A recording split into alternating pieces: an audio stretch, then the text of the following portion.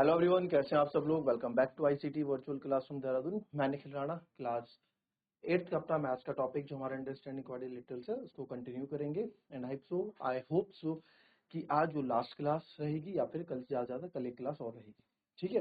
क्योंकि हम जो है चैप्टर के हर एक फिगर के बारे में पढ़ चुके हैं, हर एक फिगर के क्वेश्चन कर चुके हैं। एंड मैंने आपको लास्ट क्लास में काइट्स के क्वेश्चन, एक काइट्स का क्वेश्चन भी कराया था और बोला था कि आप इस काइट के क्वेश्चन को होमवर्क करके आएंगे, ठीक है। तो लेट्स सी किन बच्चों ने उस क्वेश्चन को किया है और किसने नहीं किया। तो अगर किसी ने किया है तो फटाफट मेरे को जो है उसका आंसर बता दें। काइट की प्रॉपर्टी भी आपको बताई थी, राइट। तो यहाँ पे एक्स वाई जेड निकालना था और जिसमें मैंने आपको एक्स निकाल के यहाँ पे बता दिया था। तो जब x निकाल के यहाँ पे आपको बता दिया था कि x 50 है, y और z किस तरीके से आप निकालेंगे वो मैंने आपको बताया था। अच्छा, जिसने नहीं देखा, जिसने ये चीज नहीं पढ़ी, जिसने ये चीज नहीं करी, वो एक बार देख ले कि क्या ये सिचुएशन थी। भाई एक काइट आपको दे रखी है, ठीक है, और आपको एक्स वाई जेड निकालने के लिए यहाँ पे बोला गया था। क्योंकि सर हमको पता है कि both pair of adjacent sides of kites are equal. Kite की दोनों ही संगत जो भुजाएं होती है आपस में बराबर होती हैं, जो पड़ोसी जो साइड्स होती है आपस में बराबर होती हैं। तो दैट मीन्स कि यहाँ पे जो अगल बगल वाली साइड से इक्वल है, एडी जो है, एबी जो है एडी के इक्वल है और बीसी की पड़ोसी बीसी है, तो वही हमने कर दिया कि सीडी और बीसी आपस में क्या है, इक्वल है। अब हमने देखा हमें एक्स निकालना था, तो यार एक्स के लिए हमने यहाँ पे एक चीज देखी। अब हमने देखा एक्स निकालने के लिए, ठीक है। तो यार ये दो जब इक्वल हैं, ठीक है, मैंने आपको आइसोसेलेस ट्रायंगल की प्रॉपर्टी हमने कल पढ़ी थी, तो मेरे दिमाग में एकदम आया कि ये दो साइड्स इक्वल है तो इसका क्या यूज करें। तो इसका ये यूज हो सकता है कि सर अगर ये 40 है, ठीक है, तो ये भी आपका कितना हो जाएगा, 40 हो जाएगा।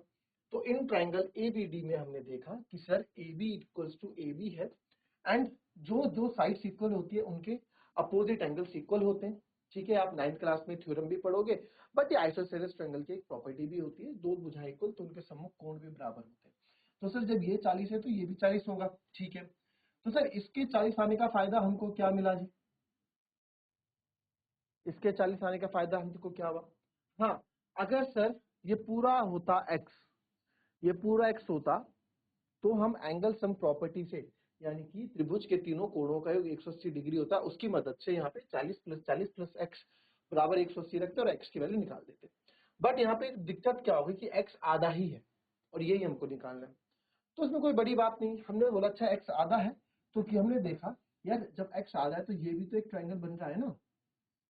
हमने बोला ये छोटा वाला भी तो एक ट्रायंगल बन रहा है और त्रिभुज के तीनों कोणों का योग 180 डिग्री होता है। ये 40 है और ये हमको पता ही है, क्या ये हमको पता ही है कि जो क्या होते हैं, जो इसके विकर्ण होते हैं, डायगोनल्स होते हैं, वो 90 डिग्री पे बाइसेक्ट करते हैं।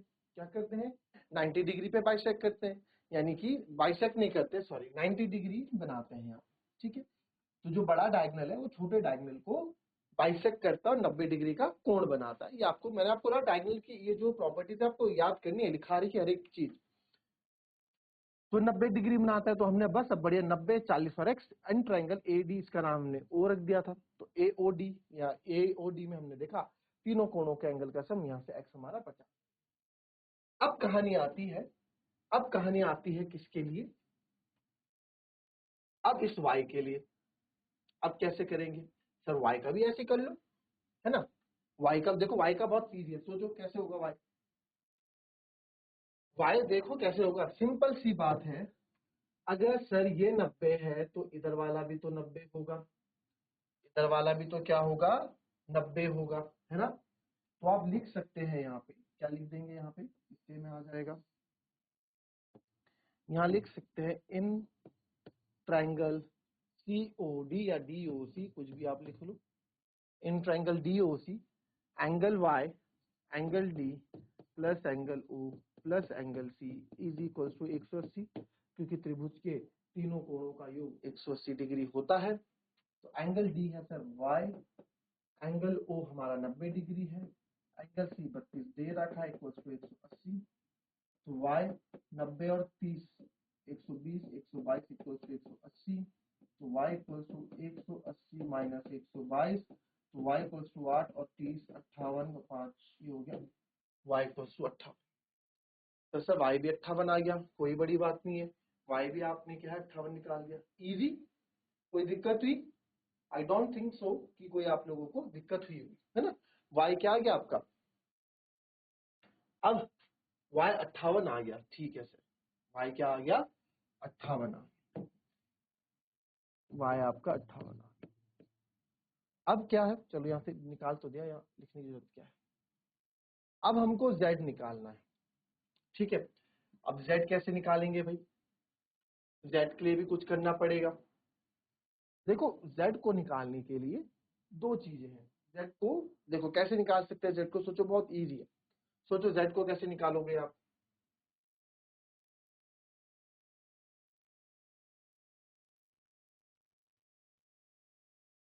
चलिए सोचा किसी ने, अरे सिंपल सी बात है, ये देखो इस ट्रायंगल में देखो,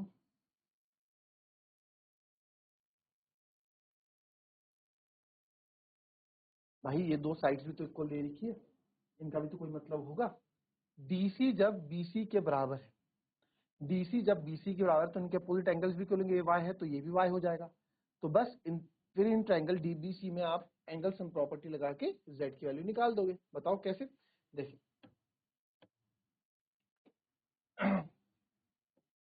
इन triangle DBC, in triangle DBC या DC भी आप बोलते, तो DC equals to BC,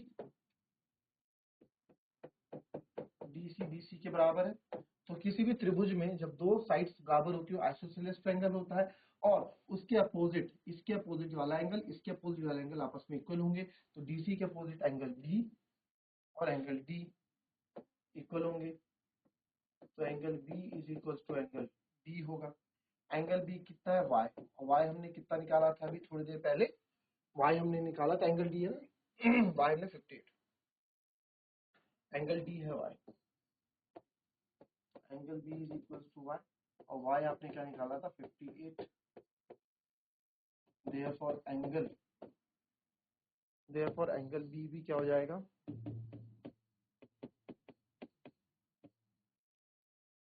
angle B भी 58 हो जाएगा, है ना, एंगल B भी आपका 58 हो, तो ये भी आपका कितना हो गया y हो गया, यानी कि 58 हो गया।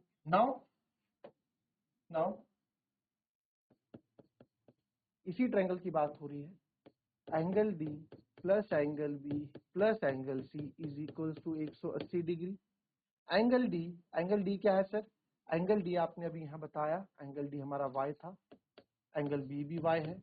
अब एंगल C पे बात करते हैं, चलो एंगल D आपने अभी निकाल दिया है ना, सीधे वैल्यू रख देते हैं, ये भी 58 निकाला हमने, ये भी 58 निकाला, और एंगल C की अब बात करेंगे, तो C एंगल आप देखो Z प्लस 32, क्या है Z प्लस 32, तो ये Z प्लस 32 पूरा एक है इक्वल्स टू 180, अगर आप देखें ना ये एक है पूरा, ठीक है। तो 116 plus Z plus 32 equals to 180, तो ये आएगा 6 2 8 3 1 4 148 प्लस Z इक्वल्स टू 180, तो एंगल Z इक्वल्स हो जाएगा 180 माइनस 148, तो एंगल Z 148 2 150 और 30 यानी कि 32 डिग्री, तो एंगल Z भी कितना आ जाएगा 32 डिग्री, ठीक है। ये तो हमने मैथमेटिकली सॉल्व कर दिया इजी, बट अगर किसी को प्रॉपर्टी याद है तो उसमें एक चीज और यहाँ पे बता सकता हूँ मैं आपको, कि जो लॉन्गेस्ट डायगोनल होता है, ठीक है, longest diagonal bisects the angles eight vertices, vertices तो एंगल को बाइसेक्ट करता है, यानी कि समद्विभाजित करता है, दो बराबर भागों में बांटता है। तो सर अगर ये 32 है तो ये भी कितना होना था, ये भी आपका 32 होना था, सिंपल। अगर ये आपका x यहाँ पे आप सॉल्व करके 50 है, तो इधर सॉल्व करोगे तो भी x आपका 50 ही आएगा। तो जो लॉन्गेस्ट डायगोनल होता है वो एंगल्स को क्या करता है, बाइसेक्ट करता है, डायरेक्ट भी निकाल सकते थे। तो देयरफॉर AC जो है bisects angle C, therefore z equal to भी कितना आया था 32। ऐसे आंसर आप खत्म कर देते हैं। ठीक है, तो ये उन्हीं के लिए जिनको प्रॉपर्टीज अच्छे से लर्न होगी, right.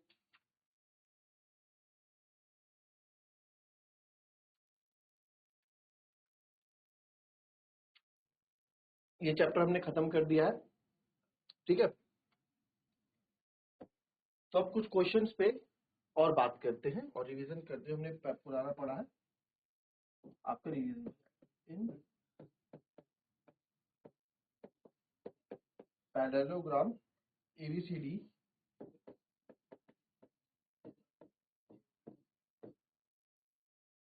diagonal AC and BD intersect at O and AC equals to 13.4 centimeters and BD is equal to 9.2 centimeter. Find measure of OC and OD. चलिए करेंगे इसको।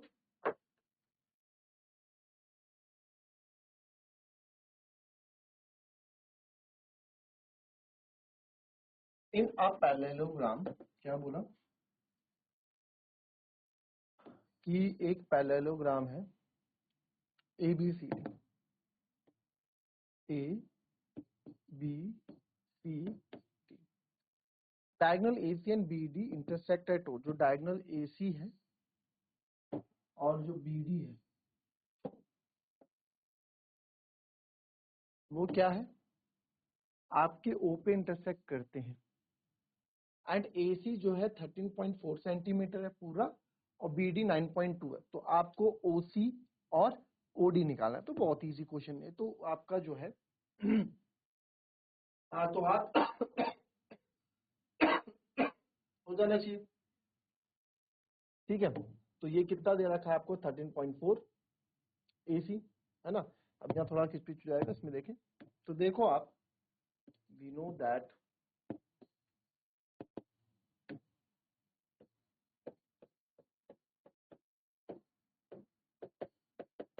diagonals of parallelogram bisect each other, therefore जो आपका AC है, ठीक है, जो diagonal क्या कर रहे हैं, बाइसेक्ट कर रहे हैं। तो जो AC है हाफ ऑफ AC बाइसेक्ट, तो यानी कि जो AO है वो आपका OC के बराबर हो जाएगा। AO equals to OC, therefore AO equals to OC and OB is equals to OD। ठीक है, AO इक्वल्स टू OC हो जाएगा, यानी कि ये दोनों आपस में बराबर हो जाएंगे और ये दोनों आपस में बराबर हो जाएंगे। तो यानी दोनों आपस में बराबर, यानी कि आधे आधे पार्ट्स में बट गए। तो देयरफॉर जो AC है पूरा, ठीक है, या फिर जो AO है वो क्या होगा, हाफ ऑफ AC हो जाएगा। AO जो है हाफ ऑफ AC हो जाएगा। ठीक है, आपको तो OC निकालना है, तो या AO बोलो या OC बोलो, डायरेक्ट दोनों ही सेम है। तो OC equals to half of AC। AC कितना था हमारा 13.4। तो जब आप इसको आप करोगे 2 6 जा 12, है ना, 1 कैरी और 0.7। वैसे ही OB जो है आपको क्या निकालना है, दूसरा OD। OD जो है हाफ ऑफ BD होगा। OD equals to half of 9.2, ये आएगा 2 4 8 4.6 सेंटीमीटर। बस सिंपल। ऐसा कुछ है इस क्वेश्चन में कि आपको सोचना पड़ेगा।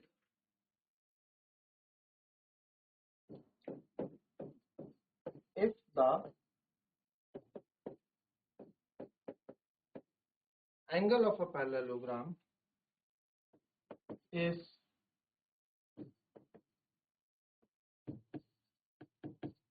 2/3 of its adjacent angles या adjacent angle, what is the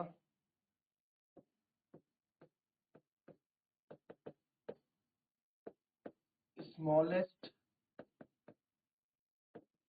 angle of parallelogram.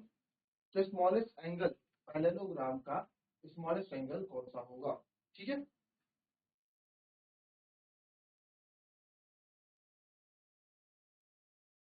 देखेंगे इसको। पैरेललोग्राम बना दो पहले एक, है ना, ये पैरेललोग्राम है, ठीक है, नाम रख देते हैं इनका ए बी सी टी। क्या बोला अब इसने? If the angle of a parallelogram is 2/3 of its adjacent angle. चलो सबसे पहले late the angle of parallelogram ले लेते हैं, हमें एंगल ऑफ पैरेललोग्राम है नहीं, तो let the angle of parallelogram is equal to x degree हमने ले लिया। ठीक है, अब देखो कोई भी एंगल ऑफ पैरेललोग्राम है वो 2/3 है इसके एडजेसेंट एंगल से। एडजेसेंट एंगल क्या बताया था मैंने? पड़ोसी एंगल, है ना। तो 2/3 एडजेसेंट एंगल क्या होगा? तो आप मान लो लेट एंगल ऑफ पैरेललोग्राम, तो ए हमने मान लिया, एंगल ए हमने मान लिया x डिग्री, दैट इज हमने बता दिया कि एंगल ए हमने x डिग्री यहाँ पे ले लिया। तो जो इसका एडजेसेंट है ना is 2/3 of its adjacent angle. If the angle of a parallelogram is 2/3 of its adjacent, अच्छा एंगल ऑफ अ पैरेललोग्राम है, ठीक ठीक ठीक, angle of parallelogram adjacent angle, तो यानी कि एडजेसेंट एंगल्स का क्या होगा? 2/3 होगा। तो देयरफॉर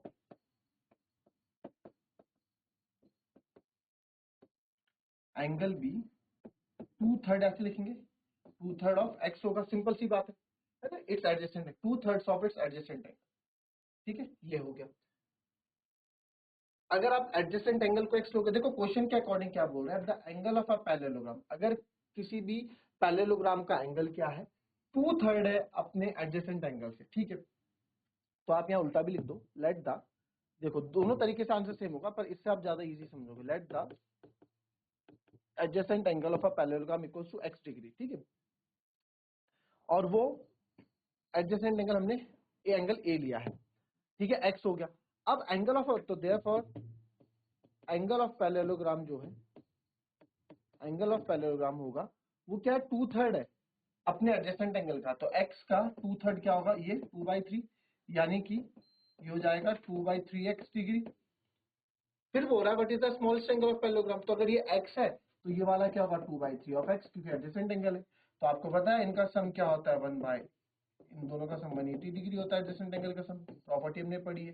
तो यह आएगा 5x/3 इज इक्वल्स टू 180, तो x इक्वल्स टू 180 इंटू 3/5, तो यह आएगा 5 से कितने टाइम? 5 3 जा 15 और 5 6 जा 30, तो x equals to 36 into 3 108 degree.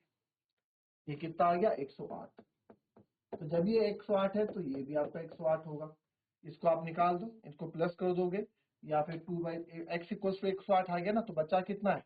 72। ये कितना होगा? क्योंकि इन दोनों का सम 180 होता है, तो ये 72 है, तो ये भी, तो स्मॉलेस्ट एंगल कौन सा हो गया आपका? 72 हो गया। ये मैंने आपको मैथमेटिकली ऐसे बता दिया, आपको सॉल्व स्टेटमेंट में कैसे लिखना हो आपको पता है, आप बहुत क्वेश्चन हम इसके कर चुके हैं। सो इस तरीके से आप इस क्वेश्चन को फिनिश करेंगे। ठीक है, तो मिलेंगे आपसे अपनी कल की नेक्स्ट क्लास में, तब तक के लिए be happy, be healthy and be safe. Thank you and have a nice day.